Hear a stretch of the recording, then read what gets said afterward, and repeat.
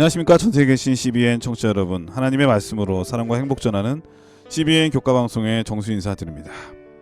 안녕하세요. 동문교회의 전정민 목사입니다. 예, 날씨가 엄청 춥다는 소식을 얼마 전에 지인들을 통해서 들었는데 정말 날씨가 많이 추워졌나요? 아유, 날이 갈수록 온도가 내려가서 이제 추워지고 있습니다. 네. 거기에다가 독감까지 유행을 해서 음, 이제 좀 힘들어하시는 분들이 많은데, 네. 저희 모두 다 건강하셨으면 좋겠습니다. 날씨가 추워지면 옛날에는 월동 준비한다고 그랬잖아요. 네. 그래서 저 어렸을 때 그 집 앞에 담벼락에 검은색 연탄 잔뜩 쌓아놓으면 부모님이 아, 이제는 월동 준비했구나. 그리고 네. 또 뭐 김장 하시잖아요. 김장 날씨가 추워지면 맞습니다.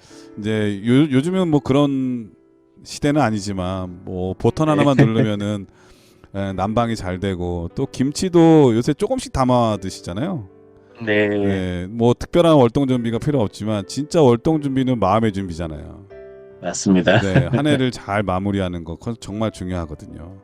날씨가 추워져서 이제 드리는 말씀인데 이맘때쯤 그러니까 한 12월쯤 되면은 여러 행사들이 많이 있는데 저희 아들이 군대를 가서 그런지 이 재림군인 수양회가 눈에 들어오더라고요. 아유, 중요하죠, 네, 목사님. 12월 11일부터 있는 이 재림군인 수양회 우리 씩씩하고 늠름한 또 믿음의 장군들이 될 또 믿음의 역군들이 될 일꾼들이 될 우리 재림 청년들이 이 재림 군인 수양회에 잘 참석해서 더욱 이 갈렙과 여호수아 같은 믿음을 소유하는 그런 좋은 시간이 됐으면 정말 좋겠고요. 또 특별히 네. 교회 안팎으로 여러 뭐 중요한 일들이 있잖아요. 뭐 네. 연말 총회, 찬양대회도 있고, 예, 뭐, 총회 있는 합회도 동해도 있고, 있고. 네, 연합회가 또 총회를 갖고요. 우리가 네. 기도해야 될 일이 참 많은데 우리 청취자분들 하나하나씩 예배 드릴 때마다 또 주무시기 전에 아침에 일어나서 우리 교회와 또 우리 재림 청년들을 위해서 기도해 주시면 정말 좋겠습니다. 자, 오늘은 여호수아서 제 9번째 시간인데요. 제목은 언약의 상속자라고 하는 제목입니다. 먼저 기억절 말씀을 읽어드리겠습니다. 갇혀 있으나 소망을 품은 자들아 너희는 요새로 돌아올지니라. 내가 오늘도 이르노라. 내가 내게 갑절이나 갚을 것이라. 스가랴 9장 12절 말씀이었습니다. 자, 오늘 여호수아서 9번째 시간의 제목은 언약의 상속자입니다. 어떤 말씀일까요? 네, 에덴에서 흘러나온 첫 숨결은 풍요와 평안이었지만 불순종의 그림자가 드리우자 아담과 하와는 하나님 품에서 멀어져 떠나야만 했습니다. 그 잃어버린 동산의 기억은 이후 모든 시대를 지나 하나님의 백성에게 깊은 그리움으로 남았고 하나님은 그 마음을 아시고 다시 땅을 약속의 표징으로 주셨습니다. 가나안은 단순한 지리적 공간이 아니라 타락으로 인해 무너진 관계를 회복하겠다는 하늘 아버지의 따뜻한 선언이었습니다. 광야를 지나던 이스라엘이 그 약속을 들을 때마다 그 땅은 마치 어두운 밤길에서 멀리 비추는 등불처럼 백성들에게 희망이 되었고, 하나님은 내가 너희와 함께 한다는 메시지를 여러 번 반복해 들려주셨습니다. 하나님의 백성은 자격이 있어서가 아니라 하나님의 사랑 때문에 다시 땅을 받았습니다. 그분은 우리가 잃어버린 것을 다시 되찾게 하시고 무너진 마음이 다시 숨을 쉬도록 일으키시는 분입니다. 약속의 땅은 결국 우리를 향한 하나님의 변함없는 은혜가 얼마나 현실적이고 구체적인지 보여주는 살아있는 증거가 됩니다.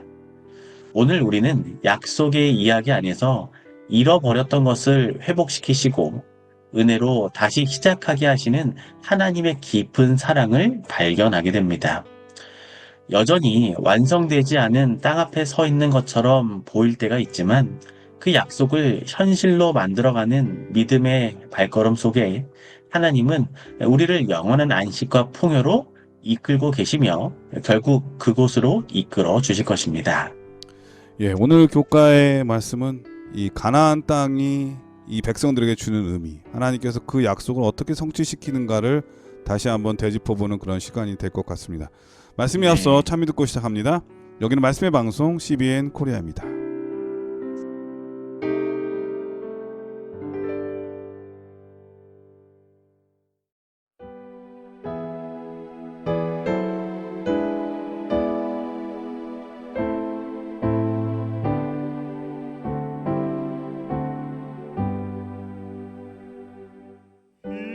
세상 끝날까지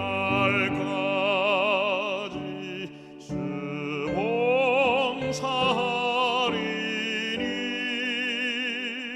내 친구 되신 주여 늘 함께 합소서. 주 나와 함께하면 전쟁도 겁없고 주 나를 인도하면 늘 안심하리라. 예, 참이 잘 들었습니다. 이로써지는 에덴과 가나안이라고 하는 제목인데요. 어떤 말씀일까요?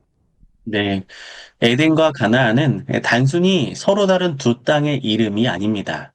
성경은 이 두 땅을 통해 인간의 타락과 구속, 그리고 하나님께서 회복하시려는 구원의 역사를 보여줍니다. 하나님께서는 인간이 풍요와 평화 속에서 그분과 교제하며 살도록 처음부터 완전한 환경, 곧 에덴을 주셨습니다. 창세기 2장 15절은 여호와 하나님이 그 사람을 이끌어 에덴 동산에 두사 그것을 경작하며 지키게 하시고 라고 말씀합니다. 에덴은 단순한 거처가 아니라 하나님과 사람이 직접 만나 교제하던 사랑의 공간이었습니다.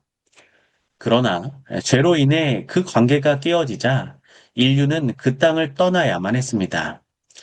하나님과의 단절은 동시에 그분의 축복된 땅으로부터의 단절이었습니다. 그 이후 인류의 역사는 잃어버린 에덴을 향한 회복의 여정이었습니다. 아브라함에게 주신 약속의 땅 가나안은 단순한 지역적 축복이 아니라 잃어버린 에덴의 회복을 향한 하나님의 구속 계획의 상징이었습니다. 창세기 13장 14절과 15절에서 하나님께서는 너 있는 곳에서 눈을 들어 북쪽과 남쪽 그리고 동쪽과 서쪽을 바라보라. 보이는 땅을 내가 너와 내 자손에게 주리니 영원히 이르리라 라고 약속하셨습니다. 이 약속은 단지 물리적인 땅의 소유가 아니라 믿음으로 사는 자들에게 주어질 영적 유업을 의미합니다. 아담과 하와가 아무것도 하지 않았음에도 에덴에 거할 수 있었던 것처럼 아브라함의 후손들도 자격이 있어서 약속의 땅을 받은 것이 아니었습니다. 신명기 9장 4절은 내 하나님 여호와께서 이 민족들을 내 앞에서 쫓아내신 후에 내가 스스로 이르기를 내 의로움으로 말미암아 여호와께서 나를 이 땅으로 인도하여 들이셨다 하지 말라고 말씀합니다. 약속의 땅은 오직 하나님의 은혜로 주어졌습니다. 그것은 인간의 공로가 아니라 하나님의 신실하심에 기초한 선물이었습니다. 히브리서 11장에 기록된 믿음의 조상들은 모두 약속을 멀리서 보고 환영하며 살았습니다. 그들은 그 땅을 실제로 소유하지 못했지만 하나님께서 그들에게 예비하신 더 나은 본향을 바라보며 살았습니다. 이것이 바로 믿음의 삶입니다. 오늘날 우리에게도 가나안은 단순한 땅이 아니라 죄로부터의 회복과 영원한 안식을 상징합니다. 하나님께서 약속하신 땅은 지금도 믿음 있는 사람들을 부르고 있습니다. 그것은 다시 주신 기회이며 잃어버린 에덴의 회복입니다. 우리가 이 땅에서 겪는 고난과 실패 속에서도 하나님은 여전히 우리를 약속의 땅으로 이끄시는 분입니다. 그분의 은혜는 결코 끊어지지 않으며 하나님은 그 약속을 이루실 만한 신실하신 분이십니다. 그러므로 우리의 믿음은 단지 하늘을 바라보는 것이 아니라 오늘의 삶 속에서 그 약속의 실체를 살아내는 것입니다. 회복의 하나님은 여전히 우리에게 말씀하고 계십니다. 갇혀 있으나 소망을 품은 자들아, 너희는 요새로 돌아올지니라. 내가 오늘도 이르노라. 내가 내게 갑절이나 갚을 것이라. 우리가 믿음으로 순종할 때 하나님은 우리 각자의 인생 속에서도 무너진 에덴을 다시 세우시고 약속의 땅의 평강과 안식을 미리 맛보게 하십니다. 그것이 바로 복음의 중심이며 은혜로 주어지는 하나님의 유업임을 기억하게 되시길 소망합니다. 예, 이르어지는 에덴과 가나안이라고 하는 제목이었는데 결국 에덴과 가나안은 같은 의미를 품고 있어요. 그렇죠? 네, 우리가 하늘나라를 얘기할 때 에덴이라고 얘기하기도 하고요. 네, 또 우리가 가나안이라고도 얘기하죠. 그래서 하늘 가나안 이렇게 맞습니다. 얘기를 합니다. 그래서 이 에덴과 가나안 하늘나라는 동일시되고 있는데 그런 의미에서 보면은 이 출애굽 사건 그리고 또 가나안까지 이르는 과정 그리고 가나안 땅을 차지하는 모든 것들은 바로 우리가 하늘나라에 다시 가게 되는 그런 구속의 여정과 과정 그리고 성취를 표상학적으로 잘 설명하는 의미가 있는 것 같습니다. 네, 우리가 이 땅에 살면서도 그런 의미를 말할 때가 많죠. 혹시 목사님 김재동이라는 사람 아세요? 네, 알고 있습니다. 김재동이라는 사람이 이렇게 토크쇼 같은 거를 진행을 했나 봐요. 네, 제가 유튜브 짤로 봤는데 이분이 이제 강의를 하다가 전라도 분이 거기 앉아 계시니까 네, 질문을 했어요. 질문을. 네, 당신을 사랑합니다라고 하는 것은 전라도 말로 어떻게 얘기하냐 그랬더니 그 젊은 청년이 뭐라고 대답했는지 알아요? 어, 네, 그 지역 말로 어떻게 했을까요? 아니요. 그렇게 하지 않고 이렇게 얘기했어요. 그건 네. 너요. 아, 너요. 이렇게 얘기를 하더라고요. 아, 그러니까 사랑이란 말이 너랑 동일시 여기는 거죠. 아, 그런 의미에서 이 에덴과 가나안은 바로 하늘나라를 말하는 거죠. 너요 이렇게 얘기하는 네, 것처럼. 네, 그래서 우리도 종종 가나안에 이르러야 된다 얘기할 때 하늘나라를 생각하게 되고요. 에덴을 얘기할 때는 항상 우리가 하늘나라를 생각하는 거죠.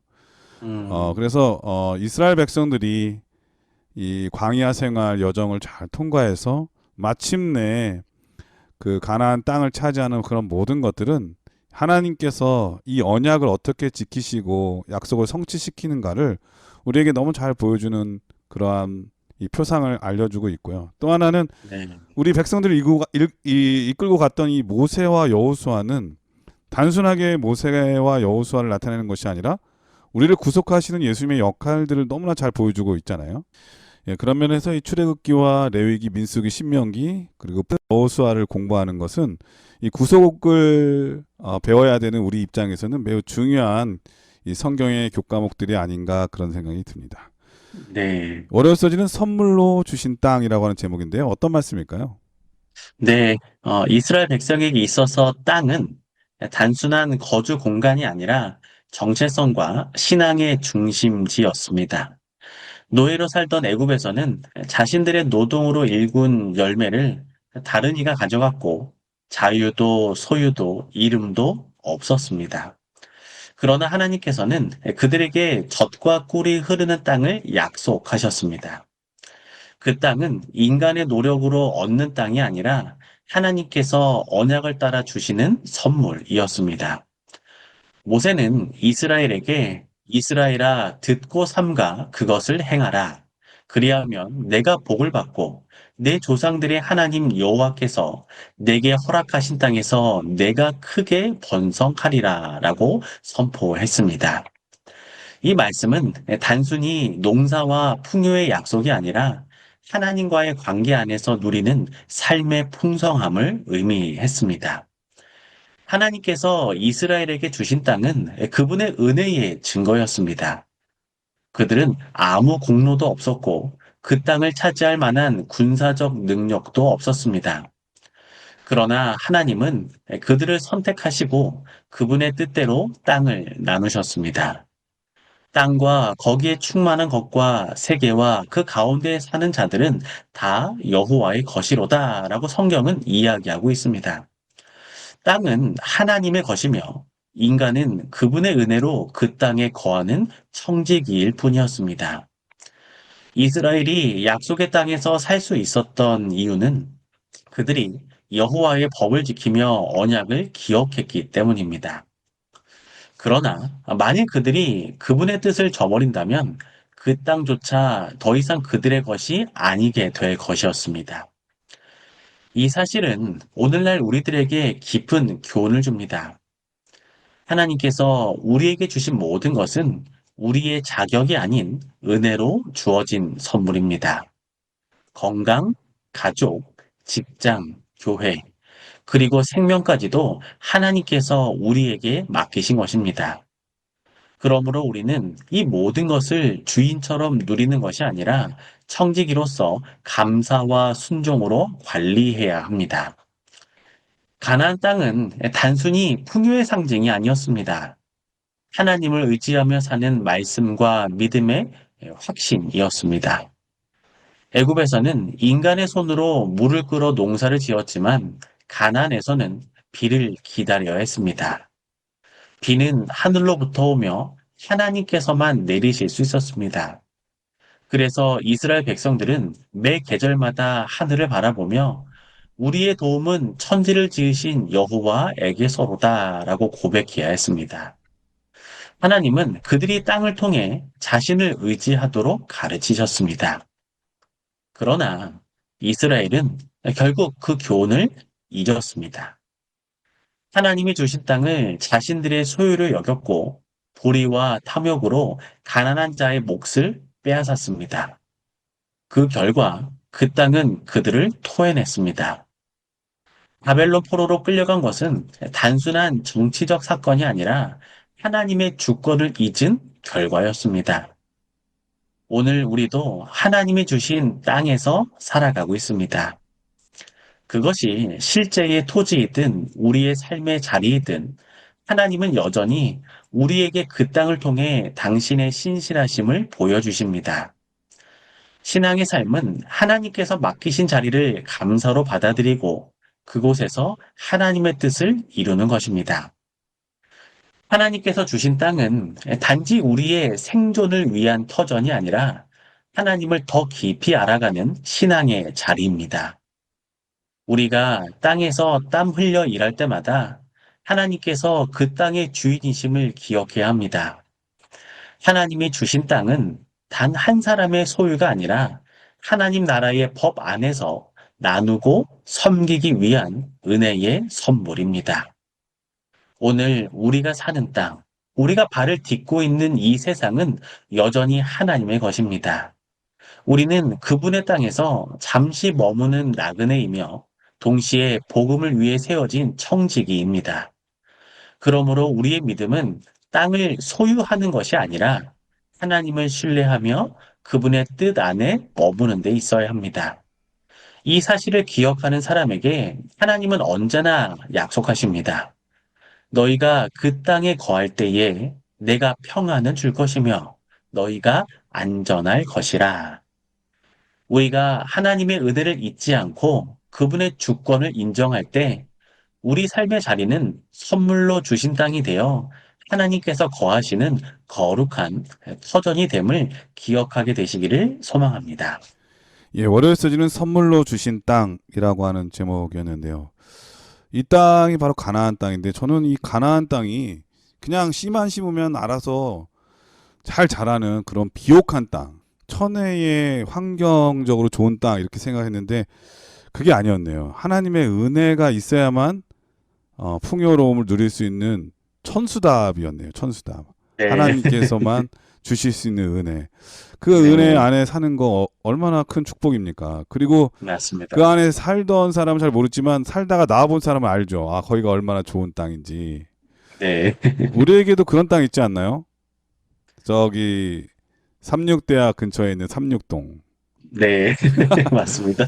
네, 우리 재림교인들에게는 어떤 면에서 그 삼육동이라고 이름을 붙일 만큼 마음에 정이 있고 그리움이 있는 곳이죠. 그래서 네, 거기에 맞습니다. 있을 때는 잘 모르는데 거기 있다가 나와 보면은 그곳이 얼마나 행복한 곳이었나. 우리 목사님들은 아마 공부하신 분들 또 거기서 공부하신 분들은 많이 알 거고 또 우리가 뭐 야유 예배도 삼육대학에서 많이 예배 드렸잖아요. 그래서 인근 네. 주변의 교인들에게도 이 삼육동은 정말 이 가나안 땅과 같은 그런 의미가 있을 거예요. 네. 제가 그때 그걸 언제 느꼈냐면은 군대 가서 느꼈어요. 군대 가서. 그 논사훈련소 훈련을 마친 다음에 이 후반기 교육을 가는데 그 천안인가 네. 어디서 이게 기차가 나눠져요. 네. 그런데 저는 북쪽으로 가길래 난 전방으로 가나 보다 이런 생각을 했는데 네. 아침에 눈을 딱 떴는데 새벽 동틀 무렵에 눈을 딱 떴는데 이 태릉 선수촌이 보이는 거예요. 아, 아시다시피 태릉 선수촌 다음이 바로 삼육대학이잖아요. 네네. 좀 지났는데 삼육대학이 딱 정문이 보이는데 마음이 뭉클해지고 뭔가 이렇게 아, 울컥하는 그런 느낌이 드는 거죠. 그랬을 것 왜냐면은 같습니다. 네, 그리움이 이제 이렇게 폭발하는 거예요. 마음에서 우러나는 거죠. 음, 그러면서 그 삼육동에서 오얏봉에서 기도했던 것도 생각이 나고 또 삼육대학 호수를 이렇게 거닐던 그 삼육대학 음, 제명은 너무나 예쁘고 멋있잖아요. 네. 그러한 장면들이 떠오르더라고요. 그래서 우리가 하늘을 그리워하는 마음이 어떤 면에서 이런 걸 수도 있겠구나 이런 생각을 했거든요. 그래서 음, 이제 하늘나라는 경험한 이 하나님의 은혜를 경험한 사람만이 갈 수 있는 데잖아요. 하나님이 네. 얼마나 좋은 곳, 좋은 분이신지 그걸 느끼는 것. 이 단순하게 이 가나안은 땅 자체만의 의미가 아니라 그 땅 안에서 누리는 하나님의 축복. 이걸 경험한 사람들이 또 그리움에 이 하늘까지 생각할 수 있는 그런 땅. 그런 의미를 갖기를 원하시지 않았나 그런 생각이 음, 듭니다. 네. 우리도 하늘 가나안을 마음에 그리면서 우리 모두가 거기서 꼭 만났으면 정말 좋겠습니다. 음, 화요일 소지는 그 땅의 어려움이라고 하는 제목인데요. 어떤 말씀일까요? 네. 가나안 땅을 향해 걸어가던 이스라엘 백성의 여정은 결코 쉬운 길이 아니었습니다. 수세기 동안 그들은 노예로 살았고 전쟁을 치를 만한 군사적 능력이나 전략도 전혀 없었습니다. 그런데 하나님께서는 이런 백성에게 강한 성벽을로 둘러싸인 가나안 땅을 정복하라라고 명령하셨습니다. 그것은 인간의 눈으로 볼 때 도저히 불가능한 일이었습니다. 이집트의 왕들조차 완전히 점령하지 못했던 그 땅을 힘없는 백성들이 차지한다는 것은 이해할 수 없는 하나님의 명령이었습니다. 그러나 하나님께서 말씀하신 것은 너희의 힘으로 하라가 아니라 내가 주리라는 약속이었습니다. 이스라엘이 그 땅을 얻게 된 것은 인간의 능력이 아니라 전적인 하나님의 은혜였기 때문입니다. 여호수아서 13장에서 하나님께서는 이미 많은 땅을 정복한 여호수아에게 말씀하십니다. 내가 나이 많아 늙었으나 얻을 땅이 매우 많도다. 이 말씀은 하나님께서 단순히 군사적 정복을 의미하신 것이 아니라 믿음으로 나아가야 할 영적 싸움이 아직 남아 있음을 뜻했습니다. 하나님께서 주신 약속의 땅은 이미 주어졌지만 그 약속을 실제로 누리기 위해서는 백성의 믿음과 순종이 필요했습니다. 은혜로 주신 선물을 실제 삶으로 옮겨가는 과정이 바로 이스라엘이 마주한 그 땅의 어려움이었습니다. 그들의 싸움은 우리의 신앙의 여정과도 같습니다. 구원은 우리의 공로가 아니라 오직 하나님의 은혜로 주어졌습니다. 하지만 그 은혜 안에서 살아가는 일, 즉 성화의 삶은 믿음과 순종으로 걸어가야 하는 여정입니다. 하나님께서는 내가 너희에게 준 땅이라고 말씀하시며 동시에 그 땅을 차지하라라고 명하십니다. 약속은 분명하지만 그 약속을 현실로 만드는 것은 우리의 믿음의 선택에 달려 있습니다. 이스라엘 백성은 약속의 땅을 얻었지만 그 안에서 여전히 싸워야 했습니다. 아직 남은 가나안 족속의 땅, 아직 정복되지 않은 성읍들이 있었습니다. 마찬가지로 오늘날 그리스도인들도 예수 그리스도 안에서 구원을 받았지만 여전히 죄와의 싸움, 믿음의 연단이라는 영적 전쟁을 살아갑니다. 그러나 하나님께서는 우리를 혼자 싸우게 내버려 두지 않으십니다. 그분은 이스라엘의 전쟁터 한가운데서 함께 하셨던 것처럼 오늘 우리의 삶 속에서도 함께 싸우십니다. 하나님께서는 이스라엘이 단순히 땅을 차지하는 것을 넘어서 그 땅에서 하나님의 의와 거룩함을 드러내는 백성으로 서기를 원하셨습니다. 그들에게 땅은 단순한 선물이 아니라 거룩한 사명을 감당하는 자리였습니다. 오늘 우리에게도 하나님께서는 내가 차지해야 할 땅이 아직 많다라고 말씀하십니다. 그것은 물리적인 땅이 아니라 아직 복음이 닿지 않은 마음의 영역이며 아직 회복되지 않은 믿음의 자리입니다. 하나님께서는 우리가 포기하지 않고 믿음으로 한 걸음씩 한 걸음씩 나아가기를 원하십니다. 비록 요단강처럼 앞이 막히고 여리고성처럼 벽이 높아 보여도 하나님이 함께 하시면 불가능은 없습니다. 하나님께서 약속하신 가나안은 단지 지상의 땅이 아니라 하늘의 영원한 약속을 상징합니다. 우리가 이 땅에서 겪는 모든 어려움은 하늘 가나안을 향한 준비의 과정입니다. 너희가 흔들리지 않는 나라를 받았은즉 은혜를 받자라는 말씀처럼 우리는 이미 주어진 약속을 믿음으로 붙들고 살아가야 합니다. 이스라엘이 싸워 얻은 땅은 결국 하나님이 주신 선물이었습니다. 우리의 구원도 마찬가지입니다. 인간의 능력으로는 결코 얻을 수 없지만 믿음으로 순종할 때 하나님께서 이루십니다.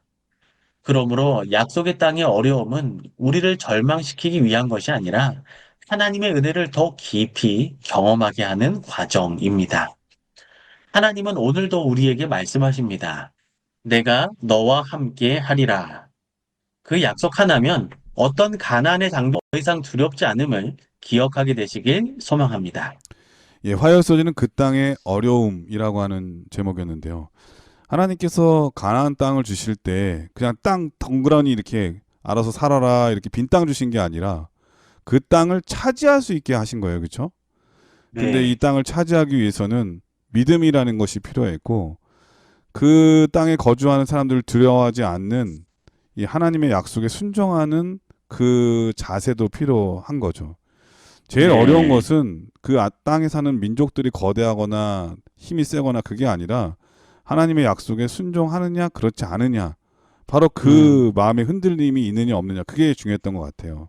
네. 결심만 하면 되는데 결심하는 게 어려움이 되겠죠. 그 한 버지니아 미국의 버지니아라고 하는 주가 있잖아요.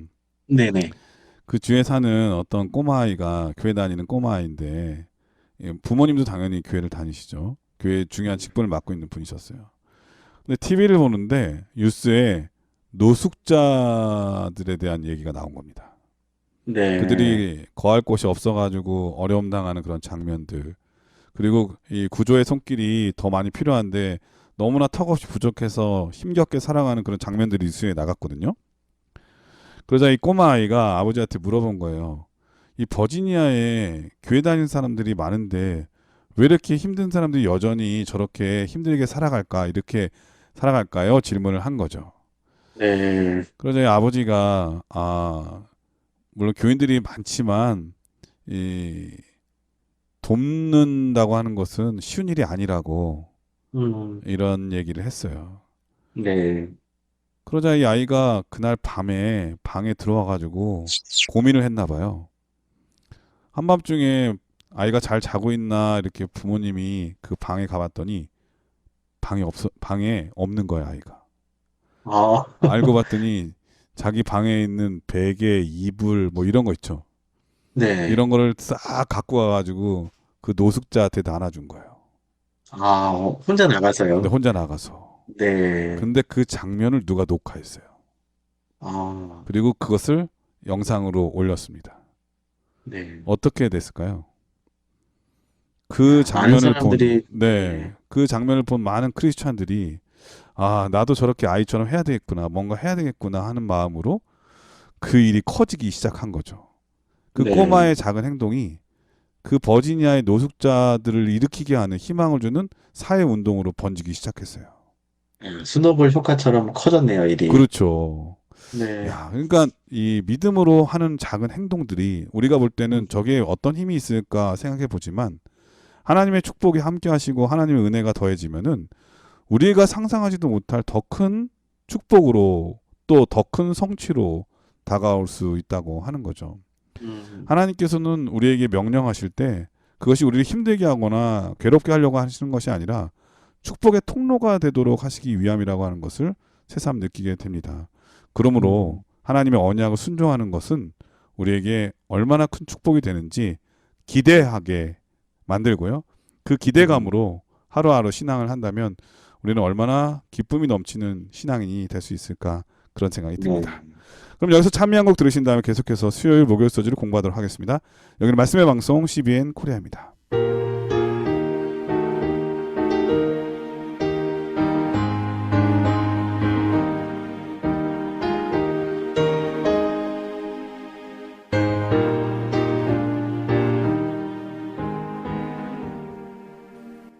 조강 건너 나거니 내 아름답고 영원한 곳 믿는 자만 그곳으로 가겠네. 황금문을 들어가서 천사 함께 살리로다. 너와 나 위에 황금종 울린다. 졸리는 종소리와 천사 노래 들리는가. 영광 영광 할렐루야 기쁘다. 빛나는 저 강 건너편 아름답고 영원한 곳 너와 나 위에 황금종 울린다. 예, 수요일 소지는 희년이라고 하는 제목인데요. 어떤 말씀일까요? 네, 이스라엘의 역사 속에서 희년은 단순한 제도가 아니라 하나님의 마음이 담긴 복음의 초청이었습니다. 하나님께서는 백성들이 영원히 가난에 묶이거나 땅을 잃고 절망 속에 살지 않도록 매 50년마다 땅을 원래 주인에게 돌려주는 희년을 명하셨습니다. 희년은 땅이 주인의 소유가 아니라 하나님의 것임을 상기시켜주는 은혜의 제도였습니다. 토지를 영영히 팔지 말 것은 토지는 다 내 것임이라. 너희는 나그네요 거류민이니라. 하나님께서는 이 법을 통해 이스라엘이 경제적 불평등에 눌리지 않고 누구든지 다시 일어설 수 있는 기회를 누리게 하셨습니다. 이 제도의 정신은 단순히 빚을 탐감하는 날이 아니라 하나님의 백성이 서로를 바라보는 시선과 삶의 구조 자체를 새롭게 하는 날이었습니다. 가난한 자를 잊지 않고 억눌린 자를 다시 세우며 모든 관계 속에서 회복을 이루게 하신 하나님의 복음이 그 속에 담겨 있었습니다. 하나님께서 주신 희년은 단순히 경제 개혁이 아니라 은혜로 회복시키시는 구원의 모형이었습니다. 안식년이 땅을 쉬게 하고 가난한 자를 돌보게 했다면 희년은 인간 관계까지 새롭게 하는 전인적 회복의 제도였습니다. 하나님께서는 백성들이 서로의 약함을 이용하지 않고 너희는 각각 이웃을 속이지 말고 너희 하나님을 경외하라. 나는 너희 하나님 여호와니라는 말씀을 기억하고 하나님 주신 복을 나누며 살기를 원하셨습니다. 이스라엘의 희년은 또한 복음의 완전한 성취를 예표했습니다. 예수님께서는 나사렛 회당에서 이사야서를 펴시며 이렇게 선언하셨습니다. 주의 성령이 내게 임하셨으니 포로된 자에게 자유를, 눌린 자에게 해방을 전파하며 주의 은혜의 해를 전파하게 하려 하심이라. 예수님은 바로 그 희년의 완성, 참된 회복의 주님이셨습니다. 죄로 인해 빚진 인생을 자유케 하시고 절망 가운데 묶인 이들을 새롭게 하시는 분이 바로 예수 그리스도이십니다. 이런 희년의 정신은 오늘 우리 삶에서도 같이 살아 있어야 합니다. 하나님께 받은 모든 것이 은혜라면 우리는 결코 그것을 독점할 수 없습니다.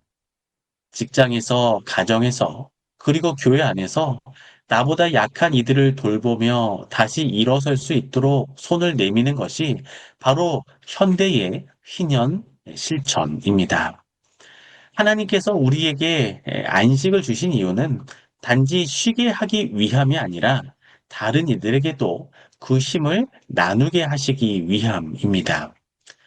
하나님은 희년 제도를 통해 당신의 나라 원칙을 분명히 보여주셨습니다.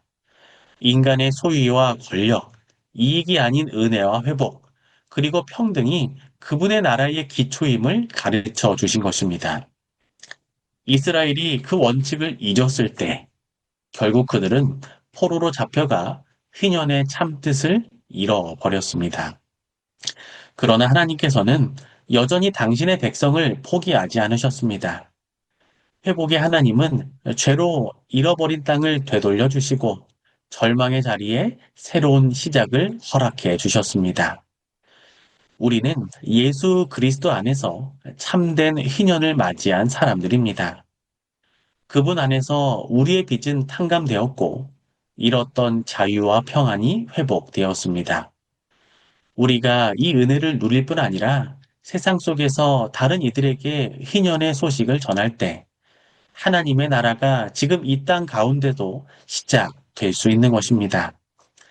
하나님께서 명하신 희년은 단순히 옛 율법의 제도가 아니라 오늘을 사는 모든 그리스도인의 삶에 여전히 살아있는 복음의 원리입니다.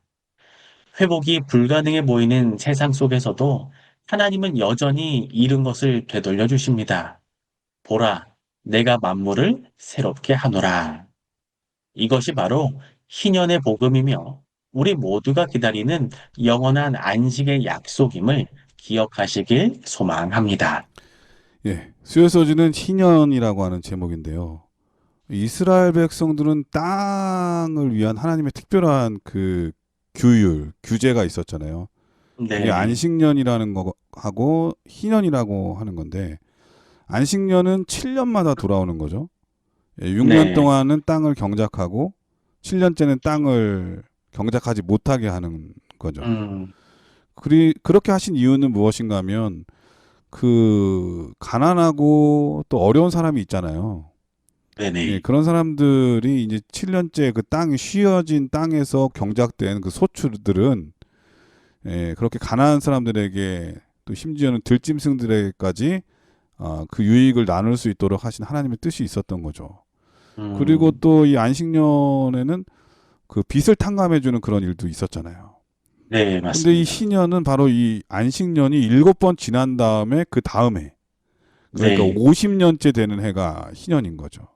네, 맞습니다. 이 희년은 안식년하고 차이가 이 토지를 원래 주인에게 돌아가는 거예요. 회복, 완전한 음, 회복이 있는 거죠.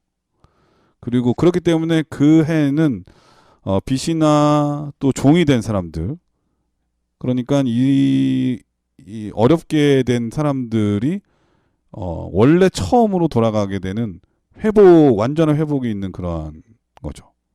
그러니까 얼마나 이 음, 희년을 기다렸겠어요.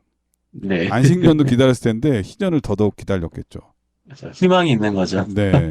하나님께서는 땅을 주실 때 처음에는 이런 게 필요할까 이런 생각도 했을 거예요. 시작할 지 얼마 안 됐으니까. 그런데 인간의 본성 또 죄의 연약함 이런 것 때문에 어떤 사람들은 부유하게도 되지만 어떤 사람은 너무 가난하게도 되잖아요. 누군가의 음, 종이 되기도 하고 뺏기기도 하고. 그렇기 때문에 시간이 지날수록 이 약속은 지켜져야 음, 바로 이 회복에 하나님께서 이 땅을 주신 때에 처음 이 희년과 안식년을 주시는 의미가 되돌아올 텐데 중요한 건 이스라엘 백성들이 이 희년을 지키지 않았죠. 그래서 성경에 보면은 이스라엘 백성들이 바벨론 포로 동안 70년 동안 유배 생활을 하잖아요. 네, 그 이유가 70년 동안 유배 생활한 이유가 이스라엘 백성들이 이 안식년을 지키지 않은 것 때문에 땅이 음, 황폐해지고 이러한 것에 대한 하나님께서 강제로 쉬게 하는 그런 이유가 있는 것처럼 또 설명도 되죠. 역대하서에 음, 보면은. 네, 그렇기 때문에 하나님께서는 이 원래대로 지키려고 했던 그 회복, 이 하나님의 복지, 하나님의 이 가난한 자들을 위한 마음, 또 어렵고 힘든 사람을 위한 마음은 누구보다 크셨던 것 같아요. 그러니까 부모가 네, 그렇잖아요. 잘된 음, 자식도 소중하지만 어렵고 힘든 자녀들은 더 마음이 쓰이고 또 네, 애틋하잖아요. 이 신년과 안식년의 이 언약을 통해서 하나님의 마음을 누구보다 잘 보여준 것이 아닌가. 그런데 정작 그 땅에 사는 이스라엘 백성들은 이런 모든 것들을 외면하고 이 모든 것이 자기의 힘으로 소유하는 것처럼 생각하는 그 마음으로 살아갔던 것 같습니다. 오늘 우리도 이 하나님의 뜻을 깊이 생각해 보면서 내 안에 있는 것, 그건 내가 잘나서거나 내가 능력이 탁월해서라기보다는 하나님의 축복이기 때문에 나누도록 이렇게 허락하신 거구나. 그런 마음을 갖는다면 이 이스라엘이 했던 과오를 범하지 않는 우리가 되지 않을까 그런 생각이 듭니다. 목요일 소지는 회복된 땅이라고 하는 제목인데 어떤 말씀일까요?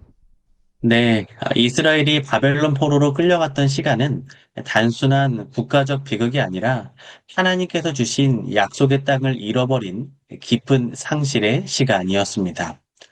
그 땅은 단순한 국토가 아니라 하나님과의 언약과 임재가 담긴 자리였기에 그 땅에서 멀어지는 일은 곧 하나님으로부터 멀어진 듯한 아픔을 동반했습니다. 그러나 예레미야와 에스겔을 비롯한 선지자들은 절망 속에 있던 백성들에게 놀라운 말씀을 전했습니다.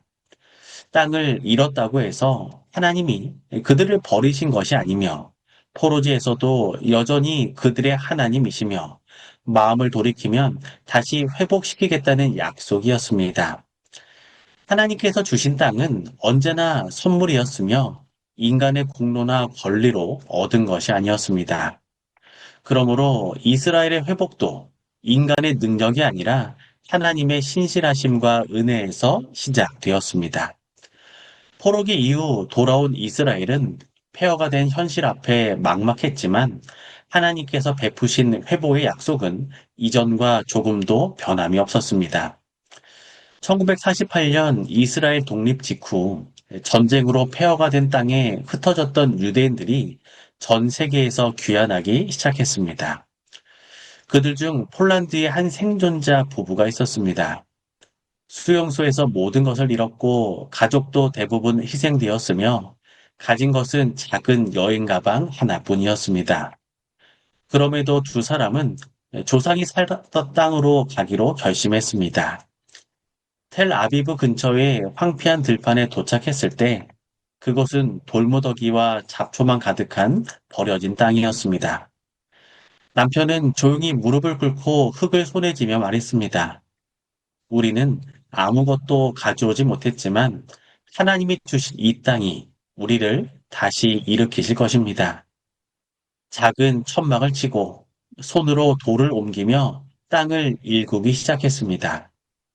전기도 물도 없었지만 메마른 땅에서 새싹이 올라오고 이주해온 이웃들이 함께 도우며 마을이 서서히 모양을 갖추어 나갔습니다. 몇 년 후 그 황폐했던 들판은 농작물이 자라는 비옥한 밭이 되었고 두 사람은 눈물로 고백했습니다. 우리가 땅을 회복한 것이 아니라 하나님께서 우리를 회복하신 것입니다. 선지자들이 말한 회복된 땅은 단순한 귀환이나 영토의 회복을 넘어 하나님께서 백성과의 관계를 새롭게 하신다는 의미를 담고 있습니다. 하나님을 떠났던 마음이 다시 하나님께로 향할 때 그분은 잃어버린 모든 것을 새롭게 하시는 분입니다. 신약에서는 이 회복이 예수 그리스도 안에서 더 깊고 영원한 의미로 확장됩니다. 예수 그리스도 안에서 우리는 이미 하늘에 속한 자로 불림을 받고 하나님 나라의 회복을 이 땅에서부터 맛보고 있습니다. 우리의 삶에서도 때때로 마음이 땅에 무너지고 황폐해질 때가 있습니다. 관계가 깨어지고 꿈이 흩어지고 영혼이 포로가 된 듯한 시간을 지나가기도 합니다. 그러나 이스라엘에게 주신 약속은 오늘 우리에게도 동일하게 주어져 있습니다. 우리가 어디에 있든 어떤 상황에 있든 하나님은 결코 우리를 잃지 않으신다는 사실입니다. 전심으로 우리가 하나님께 돌아오는 그 순간 그분은 언제나 회복을 시작하시는 분이십니다. 예수님께서 십자가와 부활을 통해 이루신 더 큰 회복은 우리가 잃어버린 마음의 땅을 새롭게 하시는 것입니다. 하나님께서 우리를 위해 예비하신 땅은 단지 장소가 아니라 하나님과의 관계 속에서 누리는 새로운 존재의 자리입니다. 그분이 주인이신 삶이 회복될 때 우리의 삶 전체가 다시 질서를 찾고 희망이 싹트며 은혜의 흔적이 자라기 시작합니다. 오늘 이 말씀은 우리에게 조용히 속삭이고 있습니다. 하나님께서 우리의 땅을 회복시키는 일은 언제나 우리의 마음을 먼저 회복시키는 것에서부터 시작된다는 사실입니다. 그분의 사랑에 응답하는 그 순간, 잃어버린 것들 사이에서도 새로운 시작이 피어나기 시작할 것입니다. 바벨론에 있든 광야에 있든 하나님께서 너희가 나를 찾고 전심으로 내게 돌아오면 내가 너희를 회복시키리라. 이 하나님의 놀라운 약속이 오늘도 변함없이 여전히 유효함을 기억하게 되시기를 소망합니다. 예, 목요일 서지는 회복된 땅이라고 하는 제목인데요. 이게 목사님 말씀 들으면서 이스라엘 백성들이 땅을 얻기 위해서 얼마나 많은 노력을 해왔는지 새삼 또 느끼게 됩니다. 네, 사실 이스라엘 백성들이 지금의 국가를 이루는 것도 불과 얼마 안 되잖아요. 네, 얼마 안 됐죠. 네, 사실은 그 이스라엘 백성들이 땅을 잃어버리고 다 디아스포라 흩어져서 살고 있을 때 그 시오니즘 운동이라고 하죠. 우리가 땅을 네, 회복해야 된다. 그 당시에 이제 영국의 지배 아래에 있었던 그 수많은 그 팔레스타인 지역의 땅들을 이스라엘 백성들이 이제 돈을 주고 사기 시작하잖아요. 네, 그때 재정적 지원을 했던 사람들도 있었고요. 또 그 선언이 바로 벨푸어 선언이라고 하는 건데 이 선언으로 인해서 이 팔레스타인 안에 유대인의 지역 사람들이 사는 동네 그리고 아랍 사람들이 사는 동네가 생기게 되는데 바로 거기서 이제 독립을 일으키게 되잖아요. 네, 아, 이때 이것을 원하지 않았던 이집트라든지 시리아라든지 그 주변의 아랍 국가들이 전쟁을 일으키지 않습니까? 네, 맞습니다. 와, 이 작은 이 소수의 사람들이 그 여러 대나라들과 싸웠을 때는 얼마나 힘이 들었을까요? 정말 목숨 걸고 싸운 거죠. 네, 다행히 이 이스라엘이 그 땅을 차지하게 되고 지금의 국가가 된 거죠. 이스라엘이 땅을 차지한 그 과정들을 보면 정말 쉬운 게 하나도 없었다는 생각이 듭니다.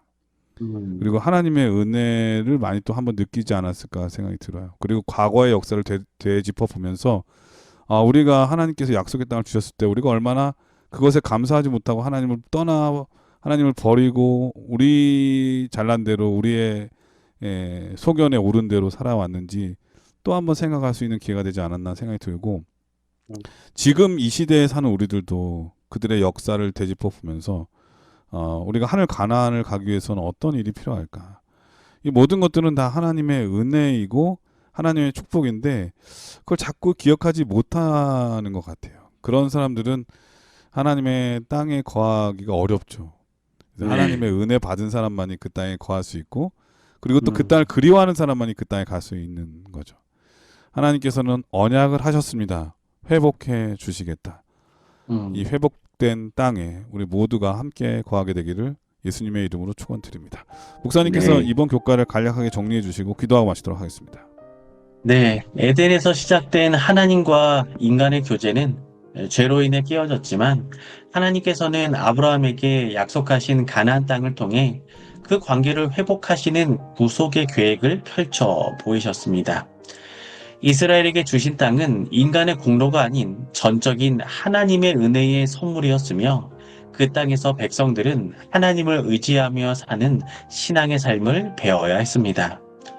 비록 죄로 인해 땅을 잃고 포로로 끌려가는 아픔을 겪었지만 하나님께서는 전심으로 돌이키는 자들에게 회복의 약속을 주셨고 그 약속은 예수 그리스도 안에서 더 깊고 영원한 의미로 완성되었습니다.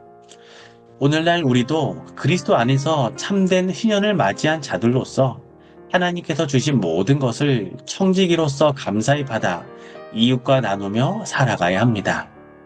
갇혀 있으나 소망을 품은 자들아 너희는 요새로 돌아올지니라는 말씀처럼 하나님께서는 여전히 우리의 무너진 삶을 회복하시며 약속의 땅으로 인도하시는 신실하신 하나님심을 우리는 기억해야 할 것입니다. 예, 목사님께서 기도해 주시고 교과를 마치도록 하겠습니다. 사랑과 은혜의 하나님, 오늘 저희는 요단을 건너고 에덴을 기억하며 가나안의 어려움 속에서도 희년의 은혜를 받고 회복된 땅을 소망하는 언약의 상속자로 부름받았음을 다시 한번 고백합니다. 닫혀 있으나 소망을 품은 자들아 너희는 요새로 돌아올지니라. 내가 오늘도 이르노라. 내가 네게 갑절이나 갚을 것이라는 말씀을 붙들고 저희가 어떤 상황 속에서도 소망을 잃지 않게 하여 주시옵소서. 아멘. 하나님께서는 여전히 저희와 함께 요단을 건너시며 절망의 자리를 은혜의 증거로 바꾸어 주심을 믿고 매일의 삶 속에서 새로운 땅으로 나아가는 믿음의 재림 성도들 되게 하여 주시옵소서. 아멘. 모든 말씀 사랑의 예수 그리스도의 이름으로 간절히 기도드립니다. 아멘. 아멘. 네, 전세계 계신 CBN 청취자 여러분, 감사하는 마음은 영혼에서 피어나는 가장 아름다운 꽃이라는 말이 있습니다. 모든 일에 감사하면서 이번 한 주도 행복한 하루하루가 되기를 진심으로 기원드립니다. 날씨가 추워졌다고 하는데 건강 잘 챙기시고요. 저희는 다음 주에 더 좋은 모습으로 찾아뵙겠습니다. 안녕히 계십시오. 안녕히 계세요.